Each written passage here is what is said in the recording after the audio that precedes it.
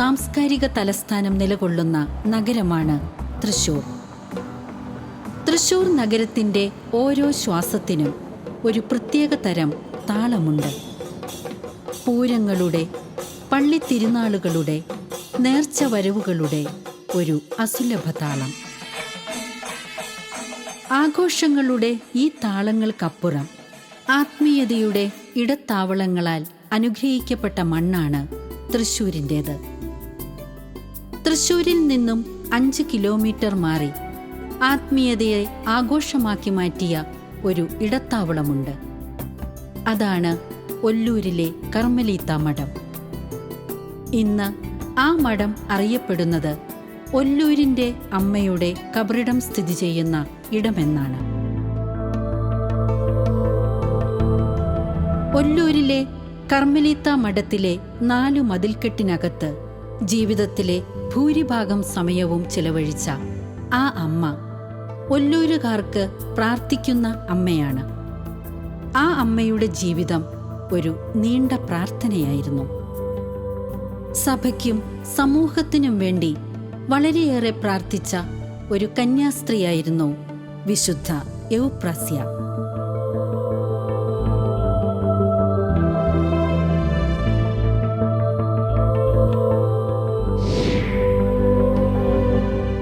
കാട്ടൂരിലെ പ്രസിദ്ധമായ തറവാടുകളിൽ ഒന്നാണ് എലുവത്തിങ്കൽ ചേർപ്പുക്കാരൻ എന്ന തറവാട്. ആ തറവാടിൻ്റെ പ്രത്യേകത ധനസമൃദ്ധി, സ്നേഹസമൃദ്ധി, കാരുണ്യസമൃദ്ധി. അവരുടെ വീട്ടിലെ പത്തായത്തിൽ ഒരിക്കലും അറുതിയോ വറുതിയോ വരാതില്ല. അത് സ്വീകരിക്കാൻ എത്തുന്നവരുടെ എണ്ണവും അത് വിളമ്പാൻ നിന്നവരുടെ മനസ്സും എന്നും നിറയുമായിരുന്നു. അങ്ങനെ പരസ്നേഹത്തിൻ്റെ, ജീവകാരുണ്യത്തിൻ്റെ, ദയാവായ്പിൻ്റെ വളക്കൂറുള്ള മണ്ണിലാണ് റോസ എന്ന കുഞ്ഞ് ജനിച്ചതും വളർന്നതും.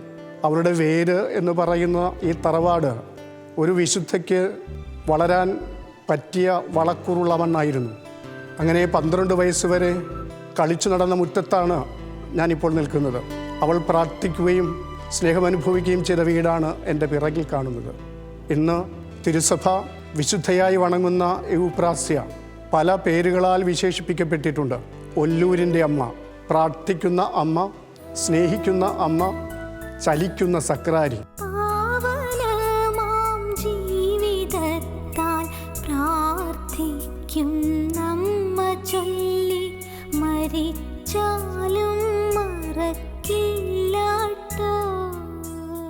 ഇങ്ങനെ ഒട്ടേറെ വിശേഷണങ്ങൾ ആ അമ്മയ്ക്കുണ്ടെങ്കിൽ ആ അമ്മയുടെ ജീവിതം അത്രയേറെ ധന്യമായിരുന്നു, വിശുദ്ധമായിരുന്നു, സ്നേഹസമ്പൂർണമായിരുന്നു അവളുടെ ജീവിതം. ജീവിതത്തെ ഒരു പ്രാർത്ഥന തന്നെയാക്കി മാറ്റിയ ഒരാളാണ് എവുപ്രാസ്യ. അവളുടെ ജീവിതം പ്രാർത്ഥനയുടെ ഒരു നൈരന്തര്യമായിരുന്നു. ഒളിച്ചു വെച്ച ഒരു ജീവിതം നയിക്കാനാണ് എനിക്കിഷ്ടം എന്ന് പറഞ്ഞ അമ്മ അവളെ സ്വയം ഒളിപ്പിച്ചത് ഈശോയുടെ തിരുഹൃദയത്തിലായിരുന്നു. 1900 ആണ്ട് മെയ് 24-ന് ഈ മഠത്തിൻ്റെ ബ്ലെസ്സിങ്ങും എവുപ്രാസ്യമ്മയും കൂട്ടരുടെയും വ്രതമെടുക്കലും നടന്നു. അതിനുശേഷം നോവിസസിൻ്റെ ഗുരുനാഥയായും പിന്നെ ഈ മഠത്തിൻ്റെ അധിപയായും ജോലി നിർവഹിച്ചു.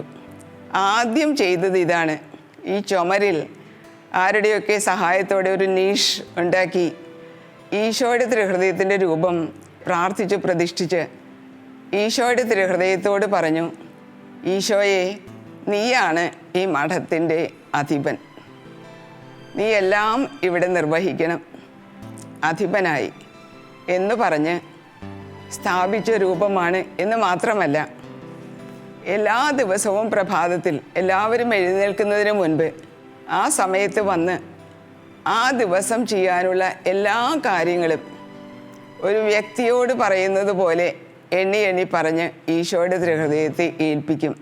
കാരണം അവിടെ നിന്നാണ് ഈ മഠത്തിൻ്റെ അധിപൻ എന്ന് പൂർണ്ണ വിശ്വാസമുള്ളതുകൊണ്ട്. പരസ്യമായൊരു ജീവിതം താൻ ഇഷ്ടപ്പെടുന്നില്ല എന്ന് പറഞ്ഞ ആ അമ്മ രഹസ്യ സങ്കേതമായി കണ്ടത് സക്രാരിയാണ്.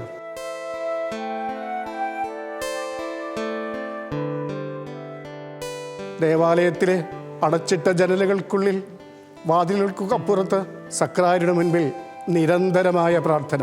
ഇങ്ങനെ ജീവിതത്തെ മുഴുവനായും പ്രാർത്ഥനയാക്കി മാറ്റിയ അമ്മയ്ക്ക് കൊടുത്ത പേരാണ് പ്രാർത്ഥിക്കുന്ന അമ്മ.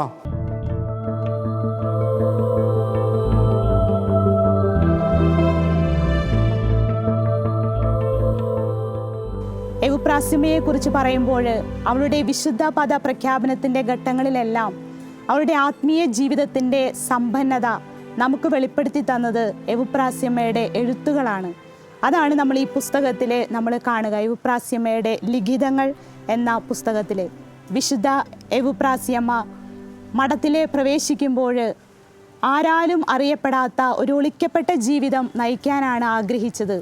തൻ്റെ ആത്മപിതാവായ അഭിവന്യ ജോൺ മേനാച്ചേരി പിതാവിൻ്റെ നിർദ്ദേശപ്രകാരം എവുപ്രാസ്യ തനിക്കുണ്ടാകുന്ന എല്ലാ ആത്മീയ അനുഭവങ്ങളും എഴുതി പിതാവിനെ ഓരോ ദിവസവും അല്ലെങ്കിൽ പ്രധാനപ്പെട്ട ഓരോ വേളകളിലും എഴുതി അറിയിച്ചിരുന്നു. എല്ലാ കത്തുകളുടെയും അവസാനം എവുപ്രാസ്യം എങ്ങനെ എഴുതി, അഭിവന്യ പിതാവേ, ഈ എഴുത്ത് വായിച്ചു കഴിഞ്ഞാൽ കീറിക്കളയണമേ എന്ന്. എന്നാൽ എവുപ്രാസ്യമ്മയുടെ എഴുത്തുകൾ വായിച്ച ആത്മപിതാവ് ജോൺ മേനാച്ചേരി പിതാവ് ഓരോ എഴുത്തുകളിലും നിറഞ്ഞു നിന്ന ദൈവിക ബന്ധവും ദൈവിക ദർശനങ്ങളും അതിൻ്റെ ആഴവുമൊക്കെ തിരിച്ചറിഞ്ഞുകൊണ്ട് എഴുത്തുകളെല്ലാം ഭദ്രമായി സൂക്ഷിച്ചു വയ്ക്കാനായിട്ട് ദൈവപിതാവ് ഇടയാക്കി. ഈ എഴുത്തുകളെല്ലാം നമുക്ക് ലഭിക്കുന്നത് എവുപ്രാസ്യമ്മയുടെ കാലശേഷം അഭിവന്യ ജോർജ് ആലപ്പാട്ട് പിതാവ് വഴിയാണ്. തൃശ്ശൂർ രൂപതയുടെ ആർക്കൈവ്സിൽ നിന്ന് കണ്ടെടുത്ത സഹോദരി എവുപ്രാസ്യയുടെ എഴുത്തുകൾ എന്ന് ഒരു ബണ്ടില് അത് ആ പിതാവിന് കിട്ടി. പിതാവ് റിട്ടയർ ചെയ്ത് പോകുന്നതിന് മുമ്പ് CMCയിലെ അധികാരികളെ ഏൽപ്പിച്ചിട്ട് പറഞ്ഞു, വരും കാലത്ത് നിങ്ങൾക്കിത് ആവശ്യമായി വരുമെന്ന്. ആ എഴുത്തുകളാണ് നമ്മൾ ഇന്ന് എവുപ്രാസ്യയുടെ ലിഖിതങ്ങൾ എന്ന പേരിലുള്ള ഈ പുസ്തകത്തിൽ നമ്മൾ കാണുന്നത്. ആത്മീയ പിതാക്കന്മാർ പറഞ്ഞു വെക്കുന്നത് ദൈവത്തെ തേടുന്ന ഒരാത്മാവിൻ്റെ ജീവിതത്തിൽ 3 ഘട്ടങ്ങളുണ്ടെന്നാണ്. അതായത് പ്യൂരിഫിക്കേഷൻ, ഇല്ലുമിനേഷൻ ആൻഡ് യൂണിഫിക്കേഷൻ. എവുപ്രാസ്യമയും ഈ ലെറ്ററുകളിൽ അവൾ അറിയാതെ ശേഖരിച്ചു വെച്ചത് ഈ 3 സ്റ്റേജുകളിലൂടെയുള്ള അവളുടെ ആത്മാവിൻ്റെ വളർച്ചയാണ്. നമ്മെ ഓരോരുത്തരെയും പോലെ തന്നെ ഒരു സാധാരണ പെൺകുഞ്ഞായി ഈ ഭൂമിയിൽ ജനിച്ച് തൻ്റെ ഉള്ളിൽ ഈശോ നിക്ഷേപിച്ച ആ വലിയ ദൈവവിളിയെ പിന്തുടർന്നുകൊണ്ട് സന്യാസ ജീവിതത്തെ ആഗ്രഹിക്കുകയും അതിനായിട്ട് ഇറങ്ങിപ്പുറപ്പെടുകയും ചെയ്ത എവുപ്രാസ്യ തൻ്റെ ജീവിതത്തിൽ ഈശോ നൽകിയ ആന്തരികമായ പ്രചോദനങ്ങളോട് വളരെയധികം സഹകരിച്ചുകൊണ്ട് മുന്നേറുന്നതിൻ്റെ ഒരു ചരിത്രമാണ് ഈ ലിഖിതങ്ങൾ നമുക്ക് മുമ്പിൽ വരച്ചു കാണിക്കുന്നത്. ഒല്ലൂരിലെ കർമ്മലീത്ത മഠത്തിൽ അന്ത്യവിശ്രമം കൊള്ളുമ്പോഴും ആ അമ്മ പ്രാർത്ഥിക്കുന്നവളായിരുന്നു. തന്നോട് മാധ്യസ്ഥം അപേക്ഷിച്ച എല്ലാവരുടെയും യാചനകൾ ദൈവസമക്ഷം ഒരു പ്രാർത്ഥനയായി ആ അമ്മ ഇന്നും കാഴ്ചവെക്കുന്നുണ്ട്. തൃശൂർ ജില്ലയിലെ പുലിപ്പാറക്കുന്നിൽ താമസിക്കുന്ന കണ്ണംകുന്നി ജാൻസന്റെ മകൻ ജുവലിന്റെ അത്ഭുത രോഗസൗഖ്യം ആ അമ്മയോടുള്ള മാധ്യസ്ഥത്തിന്റെ ഫലമായി അവന്റെ വീട്ടുകാർ നേടിയെടുത്തതാണ്. ആ വലിയൊരു അത്ഭുതം വഴി വിശുദ്ധരുടെ ഗണത്തിലേക്ക് ഈശോ എവുപ്രാസ്യാമ്മയെ കൈപിടിച്ച് ഉയർത്തുകയായിരുന്നു.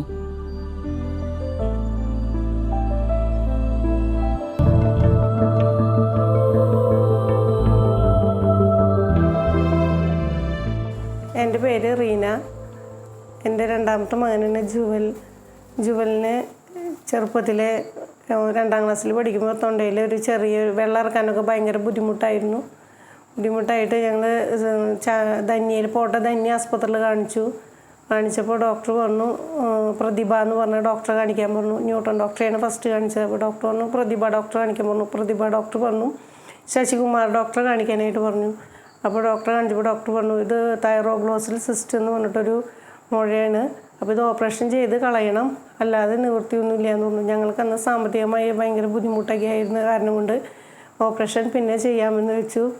അങ്ങനെ വീട്ടിൽ വന്ന് അപ്പോൾ പിന്നെ അതിനേലും മുന്നേ പിന്നെ വെള്ളം കുടിക്കാനും ഭക്ഷണം കഴിക്കാൻ അപ്പോൾ അങ്ങനെ ഭയങ്കര ബുദ്ധിമുട്ടോടു കൂടിയാണ് ഇങ്ങനെ കഴിച്ചിരുന്നത്. അപ്പോൾ ഡോക്ടർ പറഞ്ഞു ഓപ്പറേഷൻ ചെയ്യുന്നുണ്ടെന്നുണ്ടെങ്കിൽ ഇവൻ്റെ സംസാരശേഷി നഷ്ടപ്പെടാനുള്ള സാധ്യത ഉണ്ടെന്ന് പറഞ്ഞു. ഞാൻ ജുവലിൻ്റെ പപ്പയാണ്. അപ്പോൾ ഇവന് ഓപ്പറേഷൻ നടത്തുകയാണെങ്കിൽ സൗണ്ട് പോകാനൊക്കെ സാധ്യതയുണ്ടെന്ന് പറഞ്ഞു. ഞങ്ങൾ സാമ്പത്തികമായിട്ട് വളരെ ബുദ്ധിമുട്ടുള്ള സമയമായിരുന്നു. അപ്പോൾ ആ സമയത്താണ് പ്രസമയെ വാഴ്ത്തപ്പെട്ടതായി പ്രഖ്യാപിക്കുന്നത് പേപ്പറിൽ എൻ്റെ ഭാര്യയുടെ അമ്മ കാണുകയും ഞങ്ങളുടെ പ്രാർത്ഥന ചെല്ലാന്ന് പറഞ്ഞ് ഞങ്ങൾ ദിവസം വൈകുന്നേരവും ഞാനും ഭാര്യയും മക്കളൊക്കെ കൂടി പ്രാർത്ഥനയ്ക്ക് ചെല്ലുകയും. അങ്ങനെ കുറച്ച് ദിവസം കഴിഞ്ഞപ്പോൾ ഈ മുഴ ഇങ്ങനെ ചെറുതായി പോന്ന് ഇങ്ങനെ പിന്നെ കുറച്ച് ദിവസം കഴിഞ്ഞപ്പോൾ ഒന്നുമില്ലാത്ത അവസ്ഥയായി. ഞങ്ങൾ രണ്ടാമത് ആദ്യം പോയി ഡോക്ടറെ കാണാൻ പോയപ്പോൾ ഡോക്ടർ പറഞ്ഞു ഇതെങ്ങനെ മാറി, ഇത് ഓപ്പറേഷനോടെ അല്ലാണ്ട് ഇത് മാറില്ലല്ലോ എന്ന് പറഞ്ഞു. അപ്പോൾ ഞാൻ പറഞ്ഞു പ്രസേമയുടെ അടുത്ത് ഞങ്ങളിങ്ങനെ പ്രാർത്ഥിച്ചിരുന്നു. ഡോക്ടർ വെറുതെ ഒന്ന് ചിരിച്ചു പറഞ്ഞു ഇപ്പോൾ ഇവന് യാതൊരു കുഴപ്പമില്ല, ഒന്നുമില്ല, നിങ്ങൾ പോയിക്കോ, നിങ്ങൾക്ക് ഇതൊക്കെ മാറി കിട്ടിയ. അങ്ങനെ ഞാനും എൻ്റെ അമ്മയും എൻ്റെ മോനും കൂടി പ്രസേമയുടെ അടുത്ത് പോയി പ്രാർത്ഥിച്ച് മെഴുതിരി കത്തിച്ച് പോന്നപ്പോഴാണ് എൻ്റെ അമ്മയാണ് പറഞ്ഞത്. പോന്നപ്പോൾ ഞാൻ പറഞ്ഞു എഴുതിയിടാന്ന് പറഞ്ഞപ്പോൾ എഴുതി കൊണ്ടുവന്നിട്ടില്ലേ, അത് നമുക്ക് പിന്നെ ആവാന്ന് പറഞ്ഞു. പഠിക്കുവരെ എത്തിയപ്പോൾ ഞാൻ പറഞ്ഞു വേണ്ട മോളെ ഇപ്പം ഞാൻ പറഞ്ഞു തരാം, നീ എഴുത് ഇതെന്ന്. അപ്പോൾ അവൾ അതിൽ എഴുതി എന്നിട്ട് ആ ചെറിയൊരു കടലാസ് എടുത്ത് അതിൽ എഴുതി. അപ്പോൾ നമ്മുടെ ഒരു കുഞ്ഞു സാക്ഷിയാരെ വായിക്കാനായിട്ട് ഇങ്ങനെ പോണേന്ന് വിചാരിച്ചിട്ട് അവിടെ അങ്ങനെ എഴുതിയിട്ടു. പിന്നെ ഒരു കൊല്ലം കഴിഞ്ഞപ്പോഴാണ് സിസ്റ്റർമാർ ഇവിടെ അന്വേഷിച്ച് വന്നതും. പിന്നെ കിടാവ് അപ്പോഴാണ് സിസ്റ്റർമാർ വന്നപ്പോഴാണ് കിടാവ് പറയുന്നത് ഈ സിസ്റ്ററിനെ കണ്ടിട്ടുണ്ടോ എന്ന് ചോദിച്ചപ്പോൾ ഒരു കൊന്തയും കുരിശും പിടിച്ച ഒരു സിസ്റ്റർ വന്ന് ചിരിച്ചും കൊണ്ട് വന്ന് എൻ്റെ തോളത്ത് തൊട്ട് പോയി എന്ന് പറയുന്നത്. ഞങ്ങളോട് ആരോടും പറഞ്ഞില്ല. അപ്പോൾ സിസ്റ്ററിനോട് പറഞ്ഞപ്പോഴാണ് സിസ്റ്റർ, അപ്പോൾ അവർ അതിക്ക് മുന്നേ അവർക്ക് അവിടെ പറഞ്ഞു പ്രാർത്ഥനയിൽ ഒരാൾ സൗഖ്യം കിട്ടിയിട്ട് എന്നിൽ നിന്നൊരു അത്ഭുതം പ്രവർത്തിച്ചിട്ടുണ്ട്. അത് കഴിഞ്ഞപ്പോൾ അവർക്ക് അവിടെ പ്രാർത്ഥന ഗ്രൂപ്പിൽ പ്രാർത്ഥിച്ചപ്പോൾ ഇങ്ങനെ കിട്ടിയെന്ന് ചുവപ്പ് കല്ലി യൂണിഫോം ഇട്ട ഒരു കുട്ടി മുഖേന പ്രസേമ വിശുദ്ധിയാവണമെന്ന് അവിടെ പ്രാർത്ഥനക്കാർ കുറേ ഉണ്ട്. പൂവിൻ്റെ സ്കൂളിലെ യൂണിഫോം ചുവപ്പ് കല്ലിയായിരുന്നു. ചുവപ്പ് കല്ലി ഷർട്ടും മെറൂൺ ട്രൗസറായിരുന്നു. അത് കഴിഞ്ഞ് കുറച്ച് നാൾ കഴിഞ്ഞപ്പോൾ അവരിങ്ങനെ അന്വേഷിച്ചു, കുറേ ആൾക്കാരെ അടുത്ത് അന്വേഷിച്ചു. അപ്പോൾ പുലിപ്പാറന്ന് പറഞ്ഞ സ്ഥലം ആർക്കും അങ്ങനെ അറിയില്ല. അപ്പോൾ അത് മാത്രം PO മനക്കുളങ്ങര വെച്ചിട്ടുണ്ടായിരുന്നില്ല, വായിക്കാൻ പോകണില്ല അത് വിചാരിച്ചിട്ട്. കഴിഞ്ഞ് കുറച്ച് ദിവസം കഴിഞ്ഞപ്പോൾ ഇതിങ്ങനെ അന്വേഷിച്ച് അവരിങ്ങനെ വന്ന് സിസ്റ്റേഴ്സ് വന്നു. പിന്നെ കുറേ ഡോക്ടർമാരെ കാണിച്ചു. അമൃതയിൽ കാണിച്ചു, പുല്ലൂർ കാണിച്ചു, സെൻറ്റ് ജെയിംസിൽ കാണിച്ചു, തൈറോയിഡിൻ്റെ ടെസ്റ്റ് ചെയ്തു, MRI സ്കാൻ ചെയ്തു, ഈ ശരീരത്തിൽ എവിടെയെങ്കിലും ഇതുണ്ടോ, കുറേ ഡോക്ടർമാരെ കാണിച്ചു. അപ്പോൾ പോട്ടധന്യയിൽ കാണിച്ചു. ഒന്നിലും ഇവനെങ്ങനെ ഇതിങ്ങനെ ഇല്ല എന്നാണ് ഇതിൻ്റെ ഇത് വന്നത്. ഒരു ദിവസം ഞാൻ ഉറങ്ങുമ്പോൾ പ്രസേമനെ സ്വപ്നം കണ്ടത്. ആൾ വന്ന് എൻ്റെ മേത്ത് തൊട്ട് പോയി, ബാക്കിയൊന്നും പറഞ്ഞില്ല. പിറ്റേ ദിവസമാണ് എൻ്റെ തൊണ്ടയിലെ മുഴ കുറഞ്ഞ് അങ്ങനെ മാറിപ്പോയത്. ഡോക്ടർമാർ അടുത്ത് ചെക്കപ്പ് ചെയ്യാൻ ഞങ്ങൾ അമൃത ജൂബിലി അങ്ങനെ സ്ഥലത്തേക്ക് പോയി. അവിടെ ചെക്കപ്പ് ചെയ്തപ്പോൾ അവർ പറഞ്ഞു ഇതൊരു അത്ഭുതം തന്നെയാണ്, ഇത് ഓപ്പറേഷൻ ചെയ്യാണ്ട് നിങ്ങളുടെ മാറിയില്ലോ എന്ന് പറഞ്ഞ് അവർ കുറേ സർട്ടിഫിക്കറ്റ് ഞങ്ങൾക്ക് തന്നു. എനിക്ക് കിട്ടിയ സൗഖ്യമാണ് പ്രസേമനെ വിശുദ്ധ പദവിയിലേക്ക് ഉയർത്താനുള്ളൊരു കാരണം.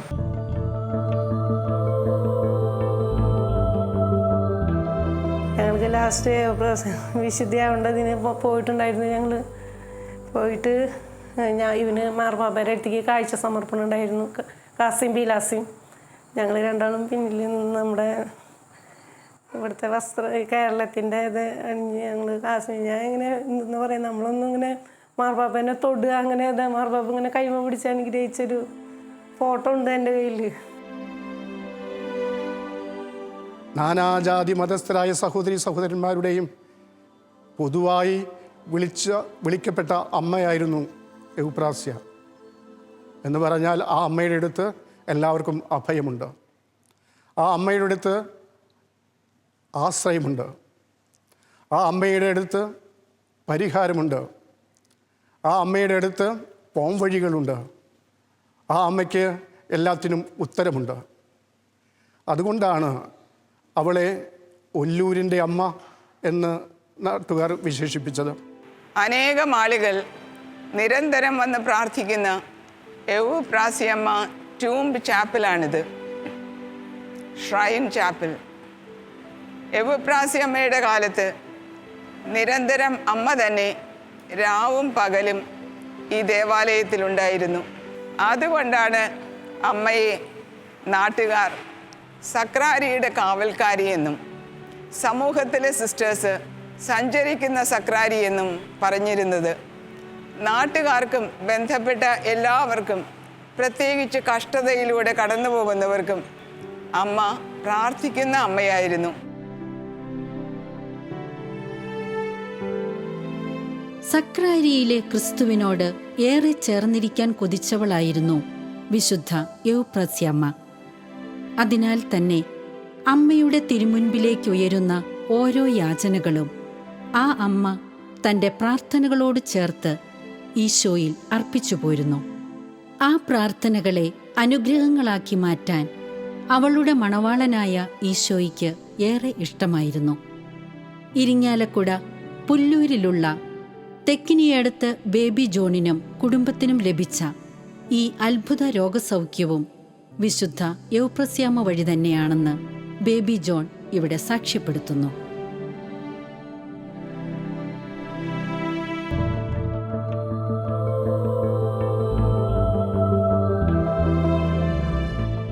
എൻ്റെ പേര് അമ്പിളി, ചേട്ടൻ്റെ പേര് ബേബി ജോൺ. ഞങ്ങൾ ഇരിഞ്ഞാലക്കുടയിലാണ് താമസിക്കുന്നത്. പുല്ലൂർ സെൻറ്റ് സേവിയേഴ്സ് ചർച്ചാണ് ഞങ്ങളുടെ ഇടവക. ഞാൻ പ്രാസമയിലൂടെ ഞങ്ങൾക്ക് ലഭിച്ച വലിയൊരു അനുഭവം പറയാനാണ് ഞാനിവിടെ നിൽക്കുന്നത്. ഞങ്ങളുടെ കല്യാണം കഴിഞ്ഞിട്ടൊരു 14 വർഷത്തോളമായി. ആ സമയത്ത് തുടങ്ങിയ ചേട്ടന് സോറിയാസിസ് എന്നൊരു അസുഖം തുടങ്ങിയിട്ടുണ്ടായിരുന്നു. പല മരുന്നുകളും ഞങ്ങൾ കഴിച്ചിരുന്നു. ഹോമിയോ ആയിട്ടും ആയുർവേദമായിട്ടും അലോപ്പതി, അങ്ങനെ എല്ലാതരം മരുന്നുകളും ഞങ്ങൾ ചെയ്തു. എന്നിട്ടും അതിനങ്ങനെ കുറവുകളൊന്നും ഉണ്ടായില്ല. ഇപ്പോൾ ഈ ഒരു കൊല്ലം, ഈ 2022 ചേട്ടന് ഈ അസുഖം വളരെയധികം കൂടുതലായി. നമുക്കൊക്കെ ഊഹിക്കാൻ പറ്റുന്നതിലും അപ്പുറം, അതായത് ഒരു 10-15 ദിവസത്തോളം അങ്ങനെ നമുക്ക് തന്നെ പേടിയാവുന്ന ഒരു വിധത്തിലായിരുന്നു ആ ഒരു രൂപം. അത് കഴിഞ്ഞ് തീരെ പറ്റാണ്ടായപ്പോൾ ഞങ്ങൾ അപ്പോളോ ഹോസ്പിറ്റലിലേക്ക് കൊണ്ടുപോയി. അവിടെ 2 ദിവസം, നമ്മളുടെ കരിക്കുറി പെരുന്നാളിൻ്റെ സമയത്താണ് ചേട്ടനെ അന്ന് കൊണ്ടുപോയത്. അവിടെ പിറ്റേ ദിവസം ശിവരാത്രി ആയിരുന്നു. അങ്ങനെ ഡോക്ടർമാരൊന്നും ഉണ്ടായില്ല. ബുധനാഴ്ച ഡോക്ടർ വന്നു കണ്ടു. അപ്പോൾ അവർ പറഞ്ഞു, വളരെ സീരിയസ് ആണ്, ഞങ്ങൾക്ക് ഇവിടെ ഒന്നും ചെയ്യാനില്ല, നിങ്ങൾക്ക് എവിടെയാണ് പറ്റുന്നതെന്ന് വെച്ചാൽ അവിടേക്ക് കൊണ്ടുപോയിക്കോ, ഇൻഫെക്ഷനായി, തൊലിയെല്ലാം പോയി, ശരീരത്തിൽ ഇനി ഒന്നുമില്ല, അപ്പോൾ അതുകൊണ്ട് ഞങ്ങൾക്ക് റിസ്ക് എടുക്കാൻ ബുദ്ധിമുട്ടാണ്, നിങ്ങൾക്ക് എവിടെയാണ് നല്ലതെന്ന് തോന്നുന്നതെന്ന് വെച്ചാൽ അവിടേക്ക് കൊണ്ടുപോയിക്കോളാൻ പറഞ്ഞു. അങ്ങനെ ഞങ്ങളെല്ലാവരും കൂടി തീരുമാനിച്ചു ലേക്ക് ഷോർ ഹോസ്പിറ്റലിലേക്ക് കൊണ്ടുപോയി. പിന്നെ അവിടെ ചെന്ന് ഞാൻ കണ്ടപ്പോഴാണ് ചേട്ടന് അപ്പോളോ ഹോസ്പിറ്റലിൽ കൊണ്ടുപോകുന്ന സമയത്ത് അവർ ഞങ്ങളോട് കൊണ്ടുപോയിക്കോളാൻ പറഞ്ഞ ആ സമയത്ത് ഒരു മണിക്കൂറോളം ഉണ്ടായ ഗ്യാപ്പിൽ ചേട്ടന് യൗപ്രാസ്യാമ്മയിലൂടെ ലഭിച്ച വലിയൊരു അത്ഭുതം ലേക്ക് ഷോറിൽ ചെന്ന് കഴിഞ്ഞപ്പോഴാണ് ചേട്ടൻ എന്നോട് പറയുന്നത്. ഞാൻ 2007 ജൂണിൽ ഞാൻ ഗൾഫിൽ പോയി സൗദിയിൽ ചെന്ന് ഒരു 14 മാസത്തോളം ഞാൻ അവിടെ ജോലി ചെയ്തു. അവിടെ ജോലി ചെയ്തുകൊണ്ടിരിക്കുന്ന സമയത്താണ് ഈ സോറിയാസിസ് എന്ന് പറഞ്ഞ അസുഖം എനിക്ക് പിടിപെട്ടത്. അങ്ങനെ ഞാൻ നാട്ടിലേക്ക് വന്നു. ഇപ്പോൾ അടുത്താണ് 2022 അസുഖം കൂടുതലായി, തീരെ പറ്റാണ്ടായി. ഇപ്പോൾ എന്നെ കരിക്കുറിയിൽ അന്ന് രാത്രി എന്നെ തുണിയിൽ പൊതിഞ്ഞിട്ടാണ് കൊണ്ടുപോയത്. കൊണ്ടുവന്നേക്കാളും കൂടുതലായെന്ന് കണ്ടപ്പോൾ ഡോക്ടറായിട്ട് സംസാരിച്ച്, അപ്പോഴാണ് ഡോക്ടർ പറഞ്ഞ് സ്കിന്ന് മുഴുവൻ ഇൻഫെക്ഷനായി എന്ന് പറഞ്ഞു ഡോക്ടർ. അപ്പോൾ അങ്ങനെ വേറെ ഇവിടെ അതിനുള്ള ട്രീറ്റ്മെൻറ്റ് ഇല്ല എന്ന് പറഞ്ഞപ്പോൾ വൈഫും ഡോക്ടറും പിന്നെ എൻ്റെ വീട്ടുകാരൊക്കെ ആയിട്ട് അതിനെപ്പറ്റി സംസാരിക്കുന്ന സമയം 1 മണിക്കൂറോളം എൻ്റെ അടുത്തേക്ക് ആരും വന്നിരുന്നില്ല. ഞാൻ ICUലായിരുന്നു. അങ്ങനെ കുറേ ഓടിറ്റു. ഒന്നാമതിൽ എനിക്ക് കണ്ണ് കാണാൻ പറ്റില്ല, സംസാരിക്കാൻ പറ്റില്ല. അങ്ങനെ എന്നെ കൊണ്ട് പറ്റാവുന്ന രീതിയിൽ ഞാൻ ഓടിറ്റു. പക്ഷേ വെള്ളം തയ്ച്ചിട്ട് വേണ്ടായില്ല. അങ്ങനെ കുറേ വേണ്ടായിപ്പോൾ, തീരെ പറ്റാണ്ടായിപ്പോൾ എനിക്ക് തോന്നി എൻ്റെ ജീവിതം ഇതോടുകൂടി അവസാനിക്കാമെന്ന് വിചാരിച്ചിട്ട് വൈഫിനും പിള്ളേരൊക്കെ കർത്താവിനെ ഏൽപ്പിച്ച് യാത്രയാവണേക്കാളും തൊട്ട് മുന്നേ ഒന്ന് പ്രാർത്ഥിക്കാം എന്ന് എൻ്റെ ഉള്ളിൽ തോന്നി. ഞങ്ങൾ സ്ഥിരം റോക്കി പുണ്യാളിൻ്റെ ഒരു നൊവേന എത്തിക്കുന്നുണ്ടായിരുന്നു. അങ്ങനെ റോക്കി പുണ്യാളിനെ വിളിച്ചിട്ട് പ്രാർത്ഥിച്ചു. റോക്കി പുണ്യാളിൻ്റെ ഒരു പട്ടിങ്ങലുണ്ടായിരുന്നു. എനിക്ക് ഒരാളും ഇല്ല എന്ന് പറഞ്ഞിട്ട് അങ്ങോട്ട് പ്രാർത്ഥിച്ച് ഒരു 10 സെക്കൻഡ് കഴിയാകണ്ട് എൻ്റെ കാലുമ്മ 2 കൈ വന്ന് പിടിച്ചു. അപ്പോൾ ഞാൻ ചോദിച്ചു ആരാന്ന് ചോദിച്ചപ്പോൾ ഒന്നും പറഞ്ഞൊന്നുമില്ല. അങ്ങനെ ആ കൈ ഇങ്ങനെ പതുക്കെ പിടിച്ച് എൻ്റെ മുട്ട് വരെ എത്തിയപ്പോഴേക്കും എൻ്റെ തൊണ്ട വരണ്ട് തുടങ്ങി. അപ്പോൾ ഞാൻ യൗപ്രാസ്യാമ്മനെ വിളിച്ചിട്ട് ഒരു തുള്ളി വെള്ളങ്ങിനെന്തായോ, അല്ലെങ്കിൽ ഞാനിപ്പോൾ ഈ നിമിഷം മരിക്കും അതേപോലത്തെ അവസ്ഥയിലെത്തി. തണുത്ത് വിറച്ചിട്ട് തീരെ പറ്റാണ്ടായിപ്പോൾ തൊണ്ട വരണ്ട് തുടങ്ങി. അങ്ങനെ ഇരിക്കുന്ന സമയത്ത് ബാക്കിൽ നിന്ന് ഒരു വിളി കേട്ടു. മോൻ വിളിച്ചോ എന്ന് ചോദിച്ചിട്ടാണ് എൻ്റെ അടുത്ത് വന്ന യൗപ്രാസ്യാമ്മ. അപ്പോൾ ഞാൻ പറഞ്ഞു വെള്ളം തയ്ച്ചിട്ട് പാടില്ല എന്ന് പറഞ്ഞപ്പോൾ എനിക്കൊരു ഗ്ലാസ് വെള്ളം തന്നു. ആ വെള്ളം കുടിച്ചപ്പോൾ എന്തൊരു പ്രത്യേകത തോന്നി. അത്രയ്ക്കും ടേസ്റ്റായിരുന്നു ആ വെള്ളത്തിന്. അപ്പോൾ ഞാൻ പറഞ്ഞു എനിക്കൊരു ഗ്ലാസ്സും കൂടി വേണമെന്ന് പറഞ്ഞു. അങ്ങനെ ആ ഒരു ഗ്ലാസ്സും കൂടി കുടിച്ച് കഴിഞ്ഞപ്പോൾ ഇനി ചോദിച്ചു എന്നോട് ഇനിയും വേണമെന്ന് ചോദിച്ചു. അപ്പോൾ ഞാൻ പറഞ്ഞു ഒരു ഗ്ലാസ്സും കൂടി വേണമെന്ന് പറഞ്ഞു. അത് കുടിച്ച് കഴിഞ്ഞപ്പോൾ ആൾ പോട്ടെ എന്ന് പറഞ്ഞിട്ട് ആൾ പോയി. വെള്ളം കുടിച്ച് കഴിഞ്ഞപ്പോൾ കുറച്ച് നേരം കഴിഞ്ഞപ്പോഴാണ് ഒരു സിസ്റ്റർ വന്നു. സിസ്റ്റർ വന്നിട്ട് ചോദിച്ചു ചേട്ടൻ വിളിച്ചായിരുന്നു എന്ന് ചോദിച്ചു. അപ്പോൾ ഞാൻ പറഞ്ഞു ഞാൻ കുറേ ഓടിയിട്ടു, എന്തിനാന്ന് ചോദിച്ചപ്പോൾ ഞാൻ പറഞ്ഞു വെള്ളം ദാഹിച്ചിട്ട് വേണ്ടായില്ലെന്ന് പറഞ്ഞു. അപ്പോൾ ആളെന്നോട് ചോദിച്ചു വെള്ളം എടുക്കട്ടെ എന്ന് ചോദിച്ചു. അപ്പോൾ ഞാൻ പറഞ്ഞു ഇതിപ്പോൾ തന്നെ എനിക്ക് ഒരു സിസ്റ്റർ വെള്ളം തന്നില്ല എന്ന് പറഞ്ഞു. അപ്പോൾ ആ സിസ്റ്റർ പറഞ്ഞു ഞാൻ വന്നിട്ടില്ല, ഞാൻ ഡോക്ടറെ വിളിച്ചിട്ട് അങ്ങോട്ട് പോയേക്കായിരുന്നു. അപ്പോഴാണ് എനിക്ക് മനസ്സിലായ എയോപ്രാസിമിയാണ് എനിക്ക് വെള്ളം തന്നിരുന്നത്. അങ്ങനെ എന്നെ ഇവിടുന്ന് ലേക്ക് ഷോറിലേക്ക് കൊണ്ടുപോയി. അവിടെ ചെന്ന് അത് കഴിഞ്ഞ് കഴിഞ്ഞപ്പോൾ ഡോക്ടർ കണ്ട് സംസാരിച്ചത് കഴിഞ്ഞിട്ട് ഞങ്ങൾ നേരെ റൂമിലേക്ക് ഷിഫ്റ്റ് ചെയ്ത് കഴിഞ്ഞപ്പോൾ വൈഫ് എന്നെ ഈ അപ്പോളയിൽ വെച്ച് കണ്ടതിന് ശേഷം പിന്നെ എന്നെ കാണുന്നത് ലേക്ക് ഷോറിൽ വെച്ചിട്ടാണ്. അപ്പോഴാണ് എന്നോട് ചോദിച്ചത് ചേട്ടൻ്റെ മേത്തുണ്ടായിരുന്ന എല്ലാം കൊഴിഞ്ഞു പോയല്ലോ, ഒന്നും കാണാനില്ല എന്ന് പറഞ്ഞു. അപ്പോഴാണ് ഞാൻ വൈഫിനോട് ഈ കാര്യം പറഞ്ഞത്. എയോപ്രാസിമേനെ ഞാൻ വിളിച്ചിട്ടുണ്ടായിരുന്നു, പക്ഷേ ഈ വെള്ളം തന്നത് എയോപ്രാസിമയാണെന്ന് എനിക്കറിയില്ലായിരുന്നു, ഒരു സിസ്റ്ററാണെന്ന് വിചാരിച്ചത്.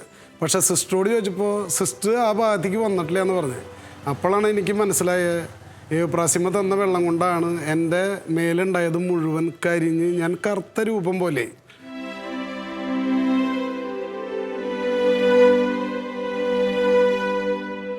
അങ്ങനെ മാർച്ച് മാസം അവസാനത്തോടു കൂടി ഡിസ്ചാർജ് ആയത് വീട്ടിലേക്ക് വന്നു. അത് കഴിഞ്ഞിട്ട് മെയ് 1 കൂടി ഞാൻ ജോലിക്ക് കയറി. പിന്നെ ഞാൻ CMC പ്രൊവിൻഷ്യൽ ഹൗസിലത്തെ ഒരു ഡ്രൈവറാണ്. അവരുടെ എല്ലാ പ്രാർത്ഥനയും സഹായവും എല്ലാം ഉണ്ടായിരുന്നു. അങ്ങനെ ഞാൻ മെയ് 1 തൊട്ട് ജോലിക്ക് കയറി. ഇപ്പോൾ ഈ നിമിഷം വരെ ഒരു കുഴപ്പമുണ്ടായിട്ടില്ല, സന്തോഷമായിട്ട് പോകണു. അപരൻ്റെ ദുഃഖങ്ങളായിരുന്നു പരൻ്റെ മുൻപിൽ അവൾക്കർപ്പിക്കാനുള്ള പ്രാർത്ഥന. അതുകൊണ്ടാണ് അവളെ സഹിക്കുന്ന അമ്മ എന്നുകൂടെ നാട്ടുകാർ വിളിച്ചത്. അപരർക്കു വേണ്ടി, ക്ലേശിതർക്കു വേണ്ടി, ഒരു വിധത്തിൽ പരക്ലേശ വ്യസനമാണല്ലോ സന്യാസം. സഭയുടെ നിത്യവസന്തമാണ് സന്യാസം. ആ നിത്യ വസന്തം സമ്മാനിച്ച കർമ്മലാരാമത്തിലെ വിശുദ്ധ പുഷ്പമാണ് എവുപ്രാസ്യം. ഇന്നും തൃശ്ശൂർക്കാർക്ക് ആത്മീയതയുടെ വലിയൊരു ഇടത്താവളമാണ് ഒല്ലൂരിലെ വിശുദ്ധ എവുപ്രസ്യാമ്മയുടെ കബറിടം. അവിടെ വന്ന് പ്രാർത്ഥിച്ചാൽ അതിനൊരു ഉത്തരമുണ്ട്. അവിടെ വന്ന് മുട്ടിയാൽ തുറക്കുന്ന ഒരു വാതിലുണ്ട്. അവിടെ വന്ന് അന്വേഷിച്ചാൽ കണ്ടുകിട്ടുന്ന ഒരുപാട് സുഹൃതങ്ങളുണ്ട്. അതുകൊണ്ട് തന്നെയാണ് ഒല്ലൂരിൻ്റെ അമ്മയെ ജനങ്ങൾ ചലിക്കുന്ന സക്രാരിയെന്നും പ്രാർത്ഥിക്കുന്ന അമ്മയെന്നും വിളിച്ചത്. കാരണം ആ അമ്മ മരിച്ചാലും മറക്കാത്തവളാണ്.